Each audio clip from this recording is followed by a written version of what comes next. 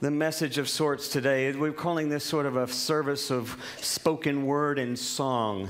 And so I'll just share a couple of thoughts and a story that comes to mind, and want the whole service to sort of speak to the theme today. Normally we do this anyway, where the music and everything speaks to what the theme is, but particularly this morning, I kind of just want to allow the text, the stories, the strange music that we've picked out for today, to see if that doesn't resonate somewhere for you as well, in this whole idea of how do we sow seeds for joy in this context of sadness. Where there is sadness, let us sow joy. And for those of you who are visiting and aren't familiar with what the series is about, you can look on the back of the bulletin. We also have St. Francis prayer there. We've been going through St. Francis prayer for the past 6 weeks now, 5 or 6 weeks. So as a part of our Lenten theme for the season of Lent. This idea of satisfaction that I found so surprising, this idea that sad is rooted in being sated or being overly full. And I kept thinking about sadness doesn't feel like that, does it? I mean, sadness feels more like it's, do you need some help, Sharm? I'll be happy to help. You can't turn it off, so you just sit on it? Okay. Yeah, you're sad about that. Well, that just reminds me while I'm thinking about it, I suppose I should turn mine off. It quacks, so I don't want that. So sometimes this idea that this sad is actually overly filled, is actually, we have more than enough. We don't think of that as sadness. But here's my thought. My thought that I want to throw out there, just as we begin working through this whole idea of how do we sow, how do we create space for joy, is that sadness has also something to do with how we attach to things. It has to do with how we attach to certain expectations, how we attach to certain cultural narratives that tell us how we're supposed to be. And I want to be clear about this too, because I have a friend who's a Buddhist who will tell me, suffering is attachment, and, I can watch him go through excruciating experiences that would send some of us to a hospital for treatment, for stress, for medication, for any number of things. But I've seen him sort of just glide through these realities. I'll tell you a quick story about one, but I want to be honest about this. There's crises, there's chaos, and it's okay. Because our lives can get completely upset. In various small ways and in large ways, we've all had experiences with losses, with our reality. This whole idea of attachment aside, we've had really hardcore, to the gut, wrenching realities. I don't think that's what this is about. Those kind of crises, I spent yesterday working with a group of chaplains for the whole day, for all the chaplains with the Harris system, just kind of exploring improvisation, exploring storytelling and narrative, mostly thinking about our sense of call and how we see ourselves. But the bottom line for a lot of them was, no matter how much we want to think about how we attach to our stories, how we sometimes have to learn to reframe our stories, given who we are, what we've come through, in the midst of crises, there's really not much else to do other than to be there for one another. We know God is present, but we play a huge role in that for one another. And when we don't find that those people are right there when we need them, I think we need to have the courage to go looking as best we can. If it means we simply have to just get out of bed and stumble out the door until we bump into somebody who's willing to be present with us. But I understand that. But there's this other idea that comes with learning to see life differently that allows for joy. And I want to throw this image up here because I don't think joy is I don't think joy is hunky-dory, everything's happy and polished and beautiful, right? That's not joy. That's not what I'm talking about. I think this is real joy. I mean, when you look at this, it just makes you laugh in a sad kind of way. You know, you think it really is. It's very funny, and at the same time, it's really very sad. But it's also kind of true. I think joy is this reality that's a balancing act, that we're comfortable, that we're not always stress-free, we're not always happy, we're not always elated, but we're comfortable, we're confident with the reality around us. Getting to that place, creating that space is the challenge. But this idea of being so sated, so full, so, I'll say so routine, that everything is just so fine, that's dangerous. That's dangerous because that's where it can hit us. Maybe that's where we need to start thinking about what it means to be too attached. When we feel like actually we're sort of subconsciously in control of things. When we feel like subconsciously everything just needs to go the way it needs to go because that's how we've always understood it should go. Maybe that's the part. In just a moment, Chuck is going to read a story that I wrote. It was based on a Chinese fable or a Chinese proverb. The Chinese proverb went like this: "Since my barn has burned down, I now have a much clearer view of the rising moon." And it was given to me years and years ago. That little fable, that proverb was given to me by a friend named Gene Kyle Smith, who's no longer with us. And some of us remember Gene Kyle Smith and Wanda Smith, his wife. And Gene was an artist. He was a musician. He was also kind of a handyman and a jack of all trades. But he came down with a number of different cancers over the years, as I knew him 20, 30 years ago. And Gene and I would get together. Now, Gene was very active in the anti-nuclear movement. It was back in the early 80s as I was coming out of seminary. Gene, who was still in the midst of his cancer, was fighting against nuclear arms race and that sort of thing, and protesting and kind of spearheading a lot of that here in Fort Worth. And he was one of the group that would break over the fence and run out to Carswell Air Force Base with lounge chairs and sunglasses on and have the sign that said Ground Zero. And he would be out there, sipping on iced tea. And there'd be a few folks that would join him. And as things got worse and he'd lost his hair in treatment and stuff, Gene would holler at anybody who would help him with his music. And we even played his music at his funeral at Arlington Heights Methodist. And it was being played over the speaker system. And honestly, Gene would not be offended for me to tell you, he had one of the worst voices I have ever heard. He would not be offended for you to know that. But he had, and his lyrics were almost so structured, forced in rhyme scheme that you just have to go, this is just awkward feeling. But when you got past that and you could listen to the lyrics themselves, you would just be overwhelmed by the truth of it. Do you all remember the song, what was the name of that movie? It was back in the 80s. Now I'm going to forget. It's about the British marathon runner. Chariots of Fire. Thank you very much. Thanks for that. Chariots of Fire. Da da da da da da da da da. So Gene Kyle Smith wrote this amazing song called "We All Are Born Running." And it was like he just made them fit. We all are born running. We all are born free. We all are born trying to be the way we were supposed to meant to be. And he would force them in there. But the truth of the lyrics was always there. If you could get past the musicality and the technicality to the truth of the lyrics. And it was always just from the heart, He wrote a song that when the devil goes down to Georgia, he wrote his own. And he says, and it was called Gene Meets the Devil in Georgia.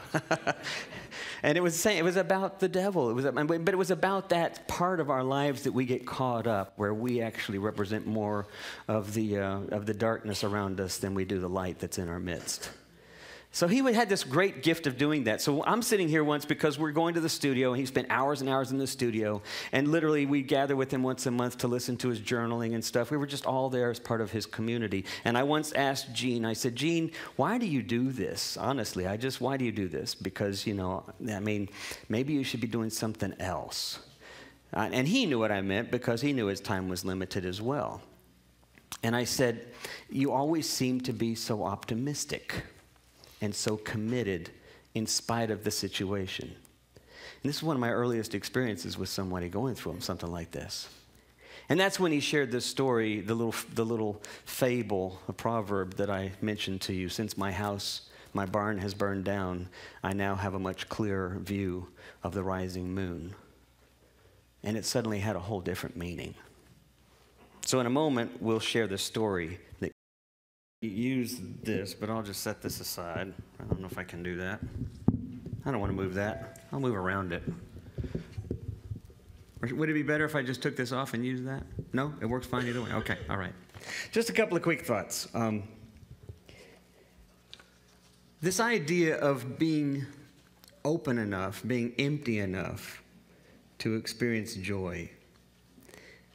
I think if we recognize that in fact our lives do get caught up in trying to have a certain order in our lives and trying to have a certain pattern and certain expectations that we feel ought to be met for us, so our lives are meaningful or successful or have a purpose or point to them, I think it's pretty safe to say that we all live by those kinds of codes. And then we look around us and we see what's lacking or what else we might add to that. And again, this idea of non-attachment, you certainly wouldn't go to someone and say, well, the suffering you're experiencing is just your attachment or the loss because of your attachment. But there is also this idea that if we would just simply begin to learn a way of being present, even as Lynn described with his flute, being present, being open. I like this text particularly where it says, don't fret or worry. I think, okay, well, you're wrong right there, right? That's going to work. I encourage you to tell that to somebody next time you see them really upset. You can do the whole McFerrin thing. Don't worry, be happy, and we'll see where that goes. I'll talk about Linda for a moment. She's not present. She always makes a good illustration when she's not present. We were driving to work. We're driving together, and she's driving, I should say, which is mostly the case when we're together. And so we're coming over the bridge, and I'm just playing with her. She's nice, trust me, except this morning. And she said, I'm going to park over there over on that side of the building, but there's somebody that always parks halfway in the space that's allowed so that there could be 2 cars there. But every Sunday morning they get here early and they take up both spots. And the only way I can get in there now is I got to drive in front and back up. If they just move forward, it's like they don't even know anybody else is around. And I said, this bothers you? And she said, yeah, this is really amazing. It's so selfish of that person to be doing that. And being the good Zen-like person, that I am, and the good St. Franciscan type person that I am, I said, well, you're just attaching to that. You just need to let go of that. I mean, if you just let go of that, if you would just learn not to be so caught up in your expectations. And she looks at me and she says, I think I have something that you can learn right now. Something you can let go of. And the conversation stopped. Right? You don't do that. I mean, I know better than that. We all know better than that. But it's hard not to be there because of our expectations. And even our knowledge is kind of an expectation. We think we know so much. It's hard to be open enough to be present, as like Lynn was talking about, this idea of being just so present, just so in the midst of the moment that you can resonate with what else is going on. Yesterday when I was working with this chaplain group, I talked about an experience that I've had, and I don't know that I've shared it in here, that was very playful in a lot of ways, but actually surprised me in just how powerful a moment it was. When I was out in Augusta, in Georgia, working with this healthcare camp, with this medical camp for kids, I developed these severe cramps. And the doctor examined me there at the campground, and it was pretty clear that I was having an acute appendicitis right there that even might have ruptured. And so the nurse drove me 45 minutes to Augusta, where the university hospital was, there for the University of Georgia. And while there, I went through a whole battery of tests. Well, I was just becoming increasingly anxious because they were increasingly confused about what it was that was causing this pain. And they started running me through all these series of exams, the CAT scan, the MRI, just had a whole bunch of them. And at one point before these procedures began, the guy came out, and it was 9 o'clock at night, and the guy came out and said, "We need to shoot your veins with iodine so that we can, look at you in the exam." And I said, "Is that safe?" And he said, "Pretty much." And he says, "But you have to sign these forms." And I said, "Well, have you ever had it done?" And he said, "Well, no, I wouldn't do that unless I had to." And it's like, and I'm thinking, well, okay, already we're off to a bad start, and I'm just really nervous now because I signed this thing that in rare cases this could be fatal.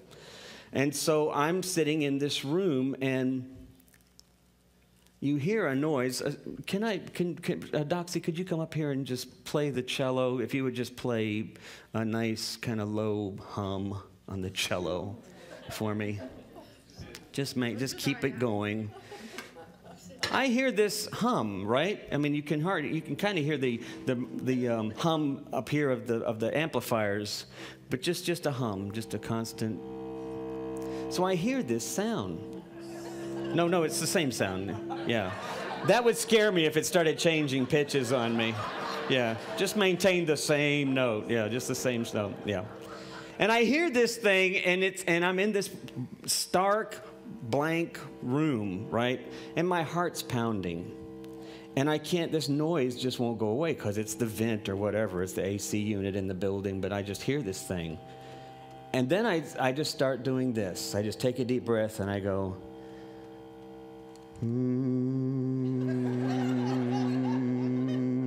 Now you're already thinking I'm kind of strange, I know. But it just keeps going, and I thought, wow, that felt kind of good.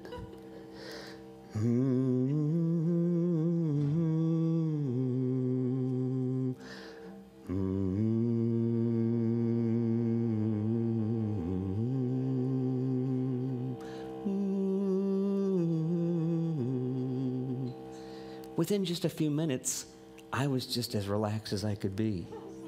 And then when the guy came back in there, he said, listen to this. And I started humming, and he's looking at me going like, come on, dude, I got to get this thing going here. Can you? Thanks very much. Thanks. It was so relaxing. I had no idea. It was just totally improvisational. It was just a ridiculous kind of thing to do. So that when the CAT scan began, the CAT scan has another frequency. And when I was laying in it, I looked at the guy who had his PhD in physics, and I said, do you know what the frequency is for this machine? And he looked at me like, nobody asked that question. And he said, no. I said, but you're a physicist. You don't know? He says, well, no, I don't need to know what that frequency is. And I said, it changes. He said, yeah, that's obvious. It changes when it engages. And I said, so I started humming with it. And then after a minute, he goes, you can't be doing that when you go inside there. You've got to stay still. But this idea of improvising, being so present. And then as I've gotten older and as I've looked back and I've thought about this, I've talked about this in here before, this whole idea of dissonance and consonance.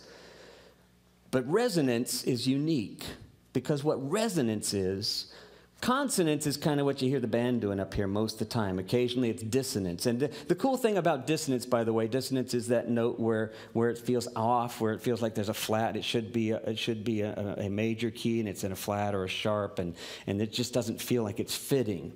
And you'll hear that in choral pieces. You'll hear it in orchestras. But it's an invitation. That's its point. Its point is to bring things back to consonance, to resolution. If things, when things are just totally consonant all the time, they can get boring. Even though they can be real popular songs, they can kind of be pretty simplistic. So a dissonance is kind of interesting because it creates, again, interest. Resonance is something a little different. Resonance is when things match up in frequency. And when more things match up in frequency, you get a wider, stronger vibration. So that if I do it, and then you do it with me,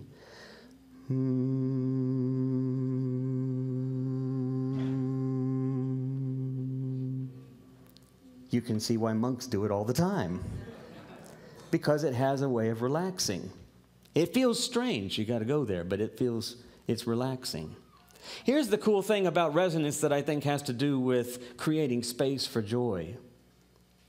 I think sometimes we find ourselves day to day so caught up in our own realities, in our own world, that it really is hard to resonate with others. It really is hard to be present to others. And that one of the ways in which we can do that, one of the ways that we can begin to experience this sense of connection to one another is by this willingness to try to be more resonant. And by doing that, what I simply mean is this willingness to be open to the moment. Even to see a complication or an obstacle as an invitation. There's a wonderful German character named Till Eulenspiegel. I'm sure that maybe you've all heard of him. I don't know. But Till Eulenspiegel is the trickster. He's like Brer Rabbit. He's the trickster for German culture. And Till Eulenspiegel, he's also like the Hodja stories that we've sometimes told in here. But Till Eulenspiegel is the one whose insight is always catching you off guard. So when he was hiking up a mountain, and there are a lot of mountains in Germany, and some other folks were with him, and they're trying to head somewhere, they're all going up the mountain exhausted and frustrated, and they're struggling and panting. And Till is going up the mountain in a steady pace with a smile on his face and a nice cadence to his breath and his eyes wide as he's looking around. And then when they get to the top, people just kind of let out a sigh. Oh my gosh, we're finally here. We can breathe a moment of relaxation. And then start down the mountain, and they're kind of all smiling, and they're kind of just looking around, not really paying attention and talking. And Till is kind of plodding. He's plodding down the mountain, and he's kind of frustrated, and then it starts to kind of balance out, and he starts back up again. And his mood changes. He gets back into excitement. And after doing this back and forth a while, some of the folks say, why are you so happy going up the mountain when you should be happy going down the mountain? And he smiles and he says, by the time I'm at the top, I already see what's around there. I experience all of this wonderful stuff. I'm going down, it's already after the fact. It's like I've already had enough of it. But when I'm going up the next mountain, I can't wait to see what's on the other side. There's this way in which I think we can begin to open enough to the moments, to simply be present. When the text says, celebrate these things, generosity, gratitude, we know these are all good things, but this idea of authenticity, how do we get there? Well, I think one way we can practice getting there, and maybe this week even, just practice it. And you can come tell me about it later. See what you can resonate with. See what situations you can be present enough that you can literally begin to resonate with others around you. Amen.